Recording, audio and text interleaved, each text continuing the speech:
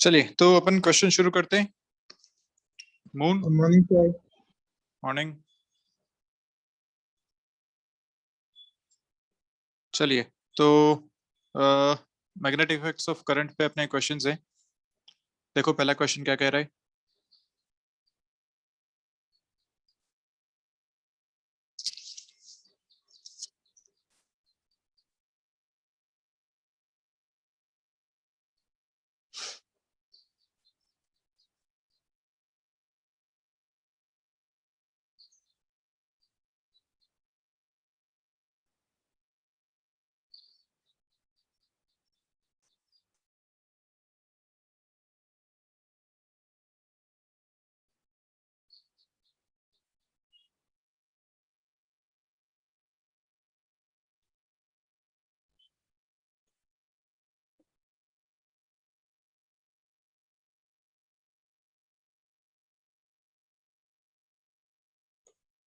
क्या समझ में आ रहा है पहले क्वेश्चन से?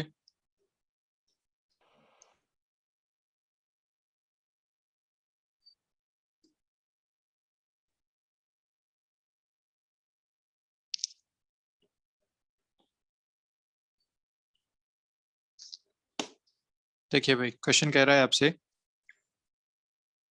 10 electron volt electron is circulating in a plane at right angles to a uniform field. Okay, so kinetic energy basically आपको दे रखी है यहाँ पे एक इलेक्ट्रॉन की, जो right angle to a uniform electric magnetic field से सर्कुलेट कर रहा है। तो सर्कुलर मोशन में होगा, हम जानते हैं इस बात को। क्या पूछा गया है यहाँ पे? इंडक्शन टेक दे रखा है the orbital radius of the electron. बताओ यार जल्दी से, क्या आंसर आना चाहिए? रेडियस का फॉर्मूला क्या होता था? mv/qb। mv/qb, बिल्कुल ठीक बात है। तो यहाँ से आपको इसकी काइनेटिक एनर्जी दे रखी है, हाफ mv² दे रखा है, वहां से mv आप कैलकुलेट कर सकते हो। देखो जल्दी से सॉल्व करो, क्या आंसर आता है।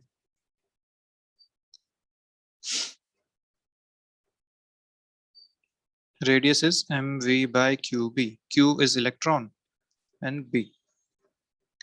mv, this is momentum, और momentum का रिलेशन हम जानते हैं p²/2m equal to kinetic energy, या मोमेंटम की जगह लिखा जा सकता है √2mk। तो मैं यहाँ ये सब्स्टिट्यूट कर देता हूँ √2mk/EB। सारी चीजें अपने को पता है यहाँ से। m मास ऑफ इलेक्ट्रॉन पता है, काइनेटिक एनर्जी 10 इलेक्ट्रॉन वोल्ट है, E पता है, B पता है। बताओ आंसर क्या आ रहा है।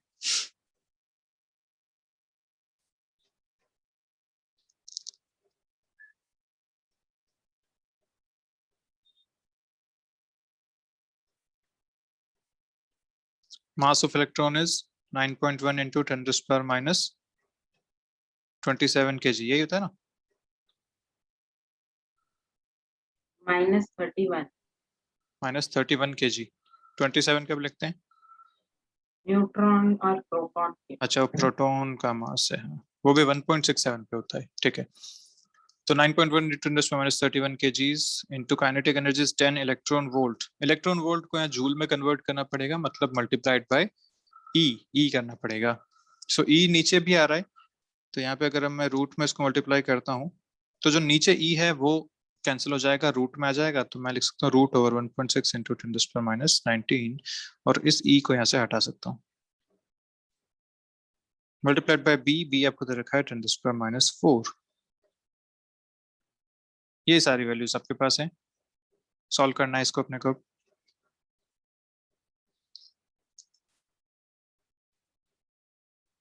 टेन की पावर वाला देख लेते हैं, बाकी अप्रोक्सीमेशन कर लेंगे। सो -19 -31, और ये भी अंदर ले लो अगर रूट के अंदर, तो -8 आ जाएगा। -19 एंड -8 इज -27। यहाँ से 30, तो 10⁻³ ऊपर बच रहा है बेसिकली आपके पास। तो जो ओवरऑल आ रहा है आपके पास वो आ रहा है √2 इंटू 9.1 डिवाइडेड बाय 1.6 इंटू 10⁻³ पूरा रूट में ये आपके पास आ रहा है। इसको अपने को लिखना है, और ये मीटर्स में आ रहा है। ऑप्शन सारे सेंटीमीटर्स में है, तो इसको भी अपन 10, इसका जो आंसर है वो थर्ड ऑप्शन है, ठीक है। यह आंसर है। करेंगे तो ये आएगा आपके पास 18, या मान लीजिए चलिए 18.2 बाय 1.6। सो ये 1 पॉइंट समथिंग समथिंग आ रहा है ना, 10 पॉइंट समथिंग समथिंग। तो 10 पॉइंट समथिंग समथिंग से 11 आपका आंसर बन जाएगा।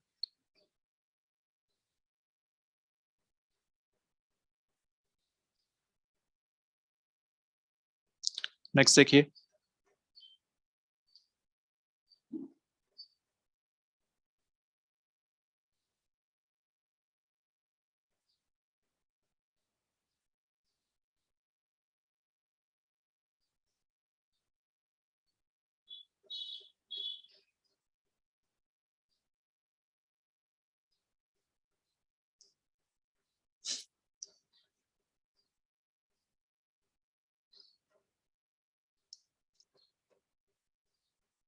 आज दीपांशु कहाँ गया? सर बाहर गया था सर आज। अच्छा, चलिए ठीक है। देखिए सेकंड क्वेश्चन क्या कह रहा है।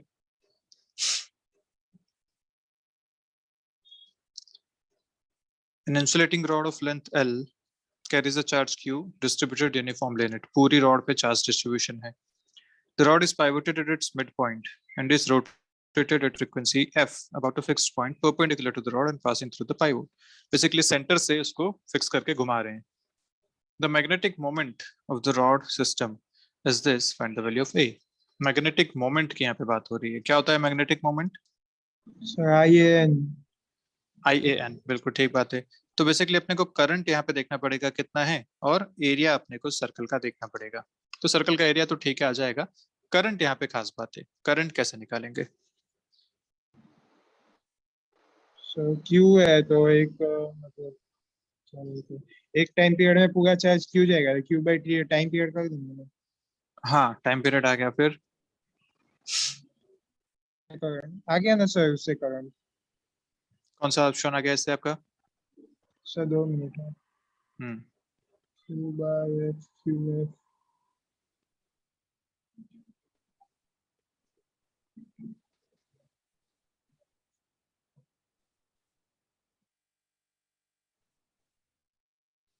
A equal to कितना आ रहा है? ऑप्शन में ही नहीं है। देखा, अगर करंट तो लिखता है, करंट लिखेगा Q/T या Q/F। दिस इज करंट, है ना। एरिया हाँ जब लिखेंगे तो एरिया क्या लिखेंगे? Sir pi into L I square. L pi L square, ठीक है। पर एक बात है कि जो मैग्नेटिक मोमेंट होता है वो ए वेक्टर क्वांटिटी है, पर ठीक है सारे एरिया वेक्टर्स एक ही डायरेक्शन में है, कोई दिक्कत वाली बात नहीं है। तो पाई एल स्क्वायर ऐसा कर सकते हैं इसे। सर पाई एल स्क्वायर नहीं, पाई एल स्क्वायर बाई 4 होगा क्योंकि वो मिड पॉइंट से। हाँ हाँ, बिल्कुल बिल्कुल, रेडियस जो हो जाएगी वो L/2 हो जाएगी ऐसे। ये सर्कल बनेगा यहाँ पे। तो कितना आ गया यहाँ से? πL²/4। कोई ऑप्शन अभी भी मैच नहीं कर रहा ना? नहीं सर, हम्म 2 कुछ आ तो गए ऐसे किया तो। हाँ, कुछ तो गड़बड़ अपन कर रहे हैं। एक बार अगर अपन देखें यहाँ पे इंटीग्रेशन मेथड से कि एक छोटा डाइपोल मोमेंट बनाते हैं और उसके बाद देखते हैं, अगर मैं x पे जाके एक dx का एलिमेंट लेता हूँ, इस dx का एलिमेंट का अगर डाइपोल मोमेंट देखता हूँ तो क्या लिखूंगा इस dx एलिमेंट का डाइपोल मोमेंट?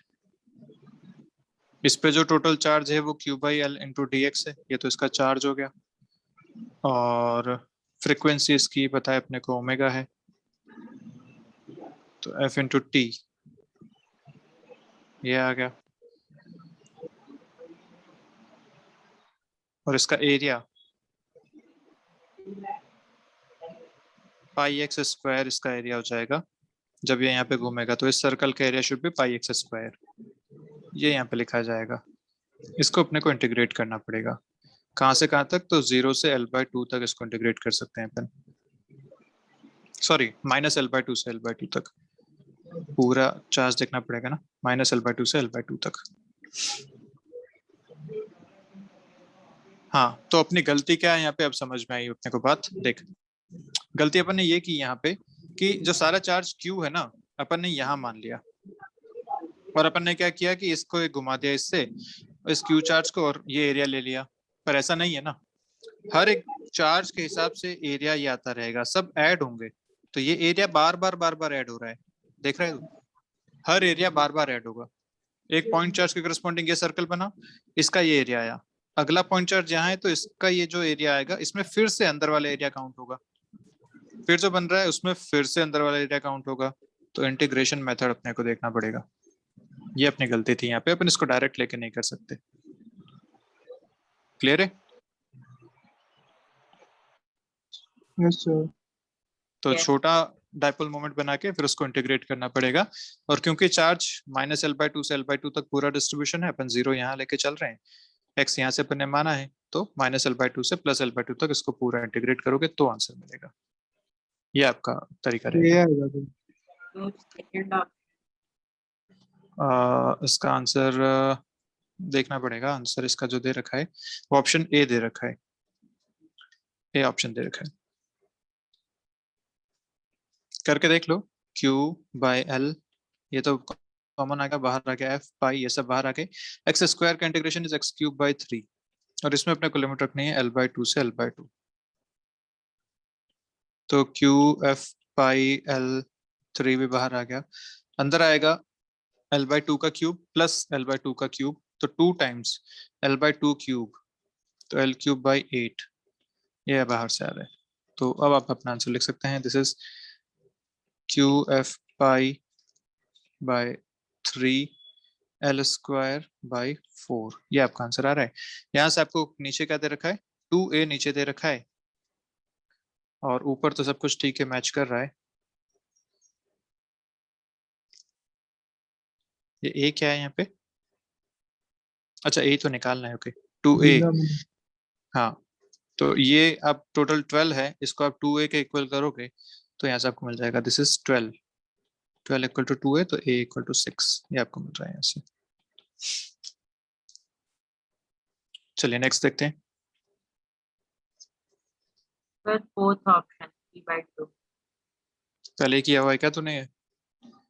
PDF का सेंड की थी। अच्छा अच्छा, सो इसका आंसर ठीक है, फोर्थ ऑप्शन है। देख लीजिए जल्दी से बाकी लोग भी एक बार।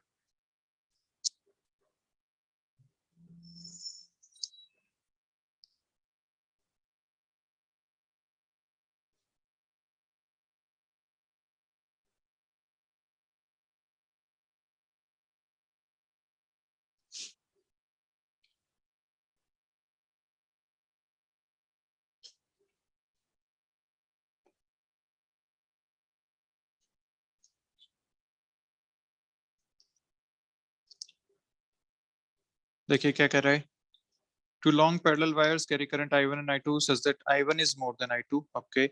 When the currents are in the same direction, the magnetic field at a point midway between the wires is this. If the direction of I2 is reversed, the field becomes this. The ratio of I1 is to I2. क्या होता है एक current carrying wire की वजह से field? Mu naught formula I by बोलो। 4 pi r, mu naught I by 4 pi r।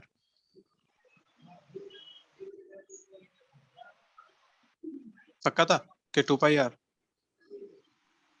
Infinite हाँ 2 wire. pi r, 2 pi r। तो जब 2 इनफाइनाइट वायर की बात यहाँ पे कर रहे हैं तो आप लिख सकते हो अपना आंसर यहाँ से।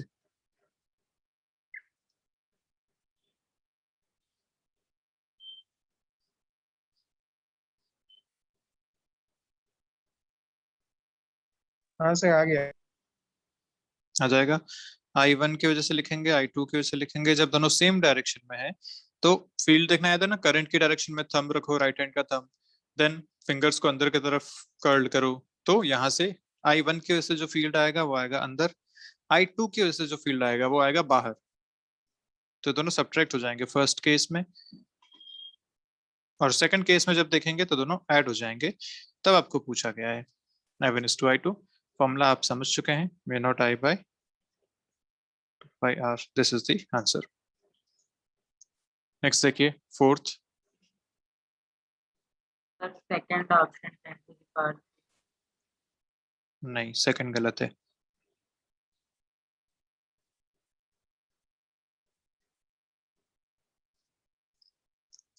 वापस ट्राई कर।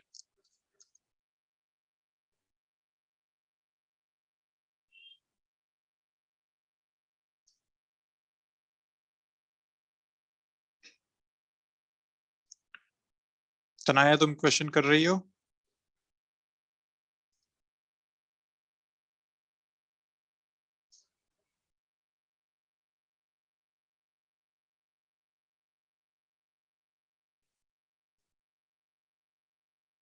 सर ये इन ऑर्डर के बाद से समझ में नहीं आया क्वेश्चन।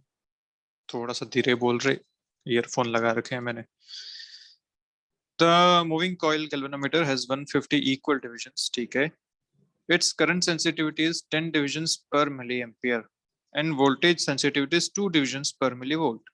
तो ये बात तो समझ में आ गई आपको? दो हाँ, डिवीजन पे इधर तक 1 आ गया। मिलीवोल्ट, ठीक है।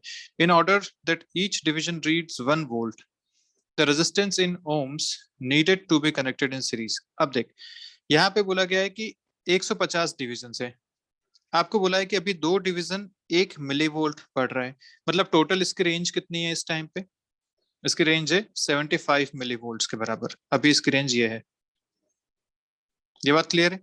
क्योंकि 150 डिविजन्स हैं, 2 डिवीजन पे 1 मिलीवोल्ट, इसका मतलब टोटल अभी इसकी रेंज है 75 मिलीवोल्ट्स। आपको क्या करना है? आपको ऐसा करना है कि हर एक डिवीजन 1 वोल्ट पढ़ ले, इसका मतलब आपको इसकी रेंज कितनी बना देनी है? 150 वोल्ट्स के बराबर इसकी रेंज बना देनी है। क्लियर है अभी? Yes 75 sir. मिलीवोल्ट से 150 वोल्ट, ये आपको रेंज चेंज करनी है इसकी। सर मिली वोल्ट ना हाँ हाँ, हाँ, यहाँ पे okay, मिलीवोल्ट है ना, हाँ यस सर। और उसके बाद 1 वोल्ट है, तो ये रेंज है। इसके लिए आपको पूछा गया कि कितना रेजिस्टेंस लगाएंगे, तो बताइए आंसर। Third option. ऑप्शन इसका थर्ड है, ठीक है। तो तूने गैल्वेनोमीटर का रेजिस्टेंस कहाँ से निकाला? सर वो दिए है ना दोनों का, वो मैक्सिमम वोल्टेज और करंट। हाँ, मैक्सिमम नहीं, वो पर डिवीजन वाला दिया हुआ है, ठीक है।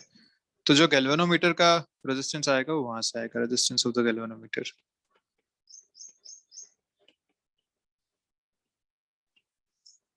इसको मैं लिखता हूँ RG, और ये आपको कैसे मिलेगा? आपको बोला हुआ है कि 10 डिवीजन पर मिली एम्पियर एंड 2 डिविजन्स पर millivolt. V by I अपन कर सकते हैं, तो 2 करंट सेंसिटिविटी इसकी है। अब इसको फॉर्मूला अगर याद रखना है तो ऐसा रख सकते हैं, करंट सेंसिटिविटी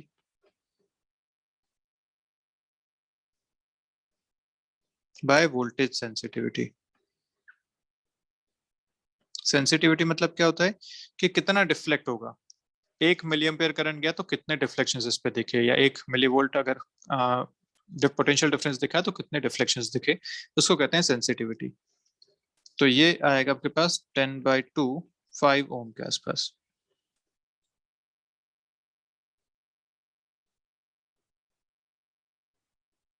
अब आप यूज कर सकते हैं आगे। फुल डिफ्लेक्शन करंट अपन जानते हैं, गैल्वेनोमीटर का क्या हिसाब रहता है? हिसाब रहता है ऐसा कि यहाँ पे एक आप पहले गैल्वेनोमीटर बना लो, उसके आगे एक रेजिस्टेंस लगा लो, टोटल पोटेंशियल डिफरेंस अपने को यहाँ पे देखना है। अब this potential difference should be 150 volts. ये आपका आंसर है, मतलब ये आपका करने का तरीका रहेगा। तो ये R आपको कैलकुलेट करना है, ये RG अपने को पता है। हाँ सर आ गया आ गया। करंट इन गैल्वेनोमीटर अपन जानते हैं। करंट कैसे निकालेंगे? तो आपको क्या दे रखा है यहाँ पे देखो, 150 डिविजन हैं और 10 डिवीजन पे 1 मिली एम्पियर है, तो जो मैक्सिमम करंट इसमें जा सकती है IG, वो कितने जा सकती है? 150 15 टोटल डिवीजन, हाँ ठीक है, इंटू 1 मिली एम्पियर, सो ये चली जाएगी 15 मिली एम्पियर्स। This is IG। अब हो गया क्वेश्चन आपका। अपने को क्या करना है, यहाँ से IG into RG plus R, this should be equal to 150 volts. यहाँ से आपका आंसर आ जाएगा। याद है ना गैल्वेनोमीटर को कैसे कन्वर्ट करते थे? वोल्ट मीटर और अमीटर करना होता था तो पैरेलल में शंट, शंट कनेक्ट करते थे पैरेलल में मीटर के लिए। चलिए नेक्स्ट। सेकंड हाँ ठीक है श्रेय, ये एक अपन ने क्लास में भी किया है ऐसा क्वेश्चन। सेकंड ऑप्शन इसका आंसर है, कर लो जल्दी से। ओ पे मैग्नेटिक फील्ड निकालना है, फॉर्मूलाज याद रहने चाहिए हमेशा।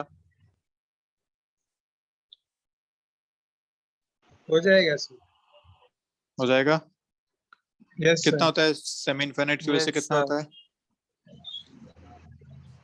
U mu naught naught by by 4 pi R. 4 I by A. Mu naught I by 4 pi R, ठीक है। तो mu naught I by 4 pi R, पर डायरेक्शंस का ध्यान रखना, ये इस तरफ है, इसकी वजह से जो डायरेक्शन आएगी वो नीचे की तरफ आएगी, नेगेटिव जेड में। इसकी वजह से जो डायरेक्शन आएगी वो प्लस जेड में। तो इन दोनों का तो कैंसिल हो जाएगा, जो आपका आंसर आएगा वो इसकी वजह से आएगा। इसकी वजह से कितना आता है? Half mu ring naught I by 4 R. Mu naught I by 4 R.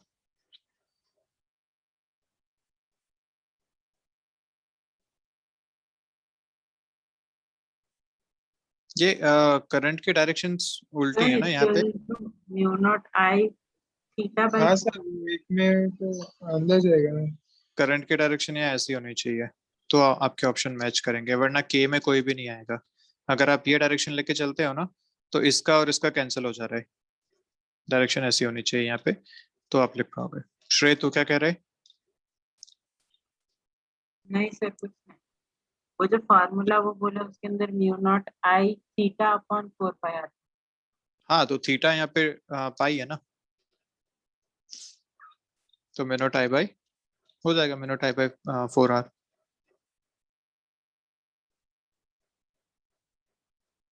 ठीक है, कोई दिक्कत तो नहीं? नो सर नो ठीक है नेक्स्ट। Sir fourth option. हाँ ठीक है श्रेय, fourth option.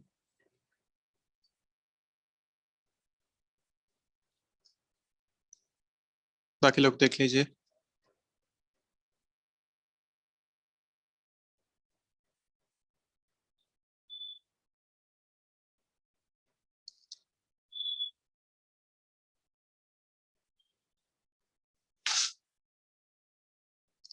Closely wound solenoid है, दो टर्न्स हैं। एरिया ऑफ क्रॉस सेक्शन आपको दे रखा है, करंट दे रखा है। Suspended to its centre and perpendicular to its length. ठीक है भैया, ऐसे इसको सस्पेंडेड कर दिया गया है, यहाँ पे बना हुआ है परपेंडिकुलर टू इट्स लेंथ, यहाँ से इसको लटका दिया गया है ऐसा।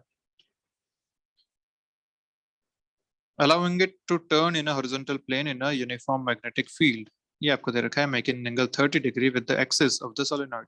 तो जहाँ पे मैग्नेटिक फील्ड है वो मैग्नेटिक फील्ड इस डायरेक्शन में है, making an angle 30 degree with the axis of the solenoid, this is magnetic field here। इस मैग्नेटिक फील्ड में टर्न कर सकता है। The torque on the solenoid will be, ये आपसे पूछा गया, क्या होता है torque? B I N A बिना। हाँ, बिना साइन थीटा। तो टॉर्क यहाँ से आपको मिल जाएगा बिना साइन थीटा से। बेसिकली आप ऐसा लिख सकते हैं ना, टॉर्क अपन ने जब डाइपोल पे देखा था, इलेक्ट्रिक डाइपोल पे, तो आपने वहां टॉर्क की बात की थी P क्रॉस E। ऐसे ही आप जब यहाँ पे टॉर्क की बात करते हो, ये इलेक्ट्रिक फील्ड में था, तो यहाँ आता था M क्रॉस B, ये यहाँ पे आता था torque, which is MB sine theta. और एक सोलेनॉइड के लिए जब आप M लिखते हो मैग्नेटिक मोमेंट, तो मैग्नेटिक मोमेंट होता है current into area into number of turns, तो NIA into B sine theta, यही आपने याद किया था बिना साइन थीटा। सारी वैल्यूज गिवन है, आप आंसर आराम से यहाँ से बता सकते हैं। नंबर ऑफ टर्न्स दे रखे हैं यहाँ पे, एरिया दे रखा है, करंट दे रखा है, फील्ड दे रखा है, एंगल दे रखा है, किया जा सकता है, कोई दिक्कत तो नहीं इसमें? ठीक है हो जाएगा। चलिए नेक्स्ट देखते हैं।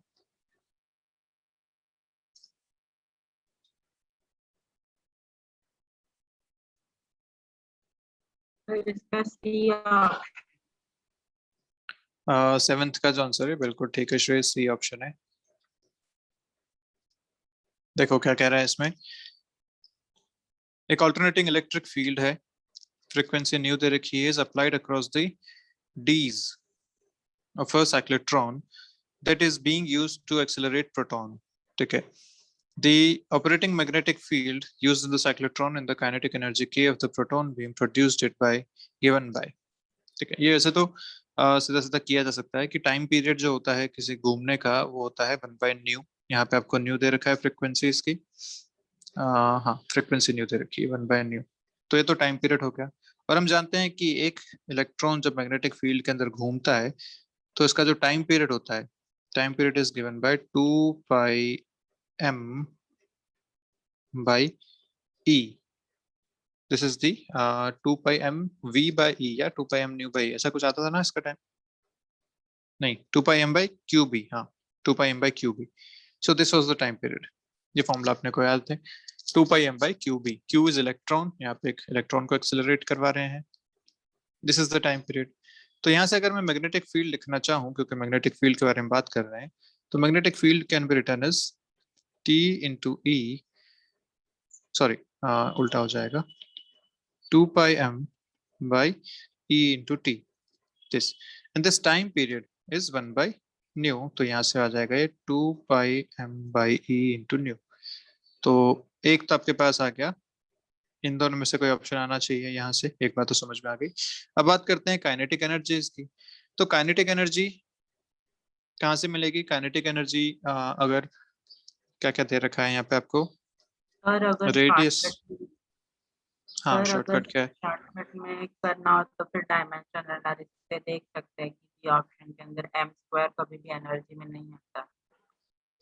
ठीक बात है, बिल्कुल ठीक बात है, बिल्कुल ठीक बात है. अच्छा तरीका है ये भी Shri. So yes, this is also good method. आपको यहाँ से आंसर मिल रहा है. हालांकि हाफ एम वी स्क्वायर अपने पास आता है ना, तो वी स्क्वायर में ये आर स्क्वायर और पाई स्क्वायर फिर कैसे तूने इनकॉर्पोरेट किए इसमें डायमेंशन में? सर, क्या पूछा आपने? ये टू डायमेंशन देख रहा है काइनेटिक एनर्जी की, तो उसमें आर स्क्वायर कैसे आएगा फिर?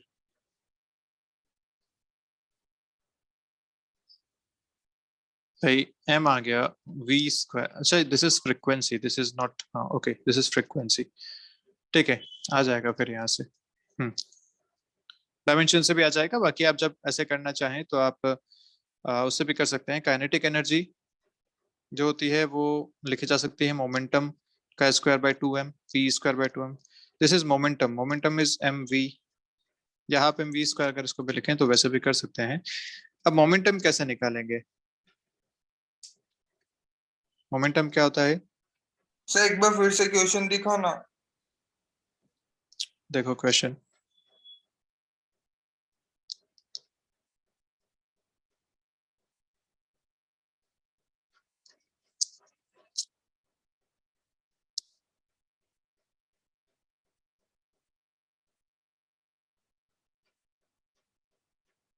Yes sir. तो बताओ आंसर फिर. अपने को पता है रेडियस जो होती है साइक्लोट्रॉन में वो होती है mv बाय qb. ठीक है भैया, अपने को चाहिए हाफ mv स्क्वायर. बेसिकली अपने को ये चाहिए काइनेटिक एनर्जी.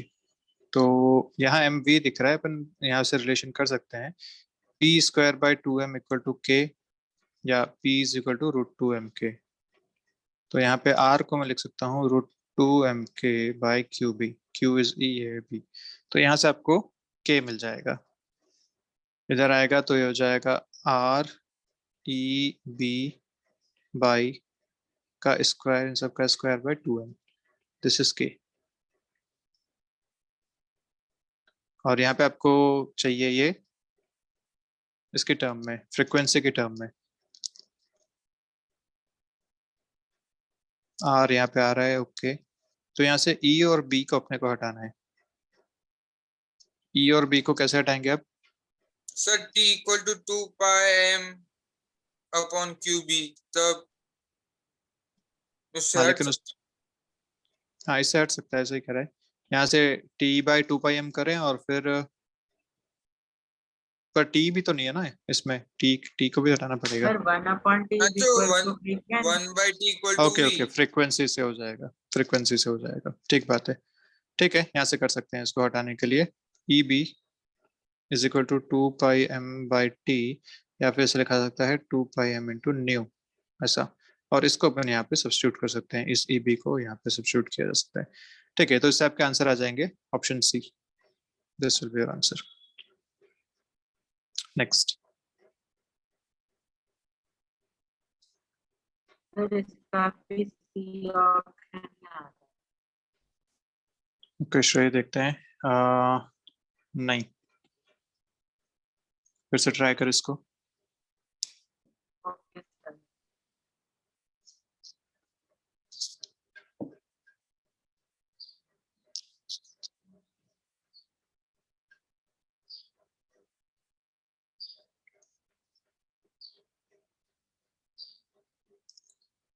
ये गैल्वेनोमीटर है 50 ओम रेजिस्टेंस का। सर एक मिनट। हाँ हाँ करो। 25 डिविजन्स दे रखे हैं।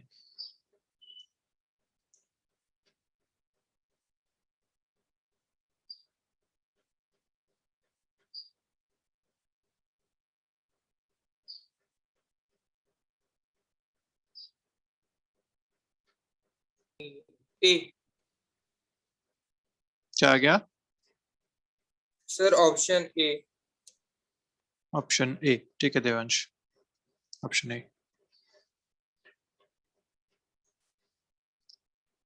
वही सारी चीजें दे रखी हैं। गैल्वेनोमीटर का रेजिस्टेंस है यहाँ पे 50 ओम्स, 25 डिविजन्स हैं।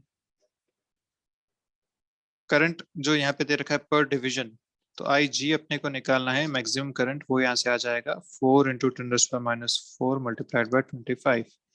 This is the IG। To convert this galvanometer into voltmeter, range वहां पे आपको दे दी 25 वोल्ट्स, पूछा रेजिस्टेंस कितना लगाना पड़ेगा, तो वही अपने पास है IG या V is equal to IG multiplied by RG plus R। सारी वैल्यूज पुट करो, अपना आंसर बताओ।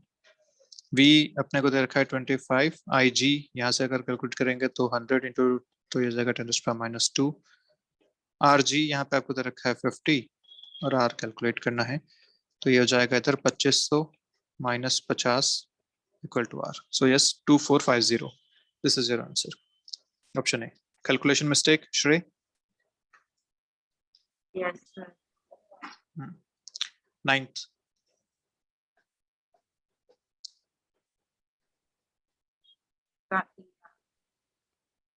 क्या बोला? A option. ए? नहीं, ये भी गलत है तेरा, फिर से ट्राई कर।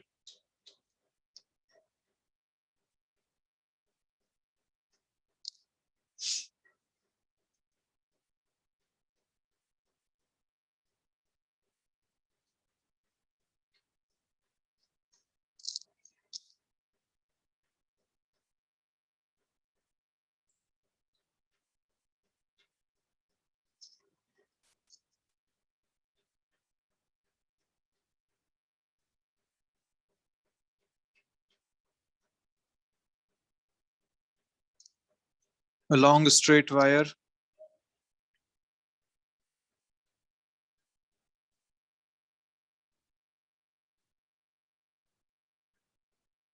Second option. नहीं,